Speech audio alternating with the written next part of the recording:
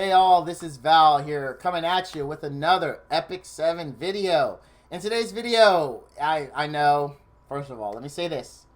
I know who he is. I know he is not around. And I know this is late. But my goal to those people who have rightfully been on me about this, and I understand where you're coming from. But my goal is to review all the units eventually, right?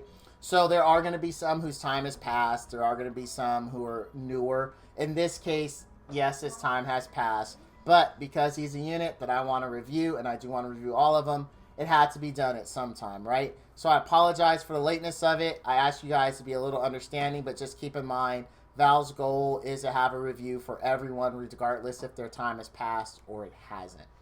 So with that being said, you know how I do. Let's hop right in to his skills. Skill 1, Gunflame. Acquire 1 soul. Attacks an enemy with pillars of fire. Damage dealt increases if the enemy isn't buffed. Gains fighting spirit when a critical hit is made. Now you can see here we got 5 levels and we can pick up a total of 30% extra damage for this ability. Skill 2, Volcanic Viper. Counterattacks and silences for 2 turns when an enemy uses a non-attack skill, or when the caster is attacked by an elite or boss monster. Damage dealt increases proportional to the enemy's max health.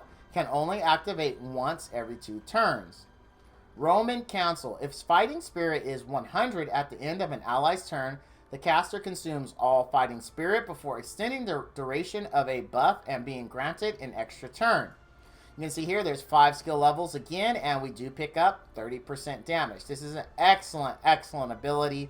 It makes him very dangerous to Golem. It makes him dangerous to in A11. He's just a really great unit. It is worth maxing his skill. His third skill, Tyrant, Rave version beta. Acquire 60 fighting spirit. Acquire 3 soul. It's on a 5-turn cooldown by default. Attacks with a strong punch, dispelling all buffs before making them unable to be buffed for 2 turns. Damage dealt increases proportional to the enemy's max health. You can see here you can ignore effects resistance for the low price of 10 souls. He has 5 levels of skill enhance. He picks up a total of 30% damage in a 1-turn cooldown, dropping it down to 4 turns. His devotion skill, which we all got for free, assuming you farmed all of it, is going to be defense, which is okay. I mean, yeah, you know, it never hurts to make your team tankier at all. Let's take a look at his stats.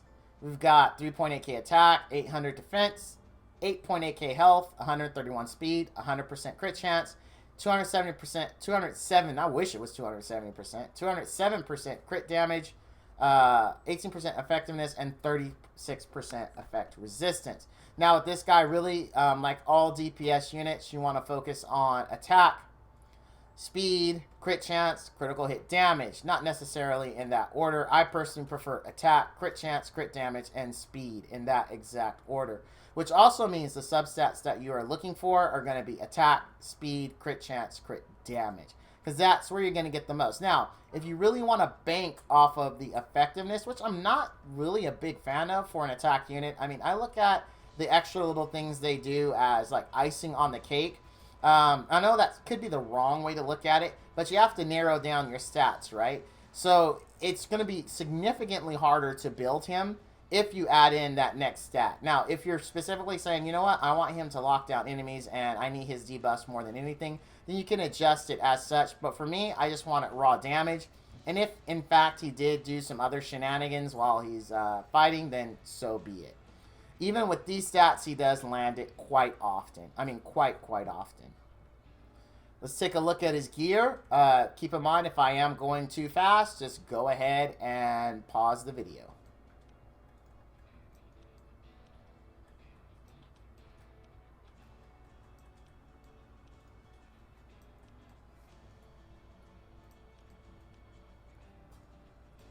All right, now why I'm happy generally with these stats, I mean, almost 4k attack, you got to be happy. 100% crit.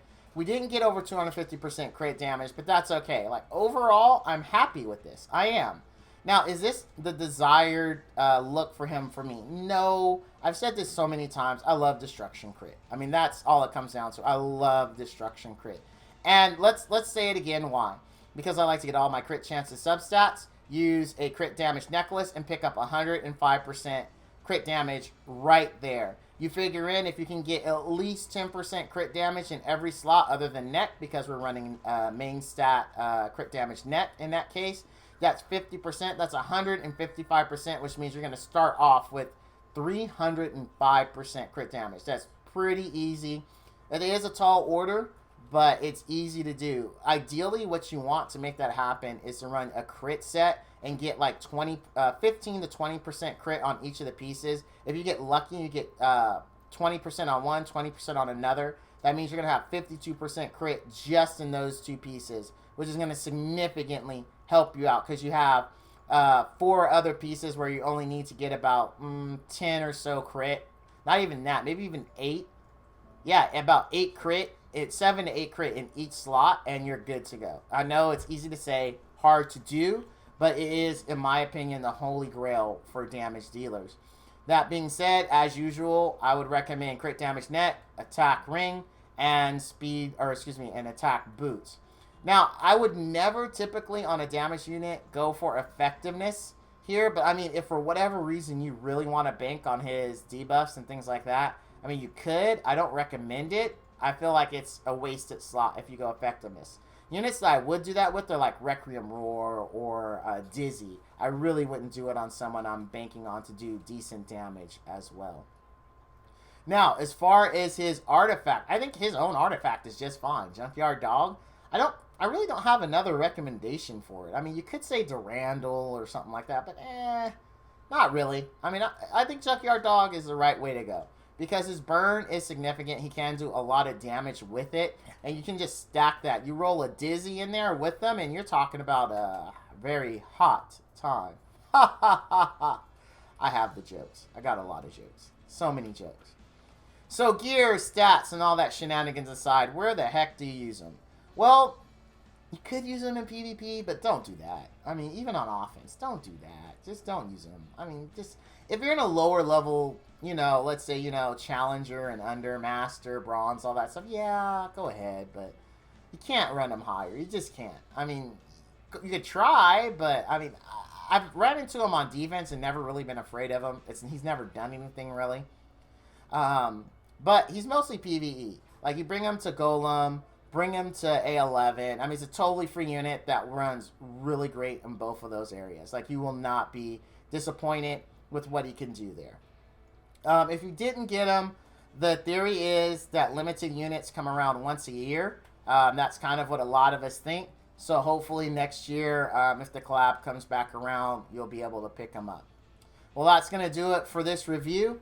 If you have any questions, comments, concerns, or you just want to tell me about something really awesome you saw in the night sky yesterday because you think it's aliens, why not? Leave it down in the comments below. I'm always interested to hear things like that.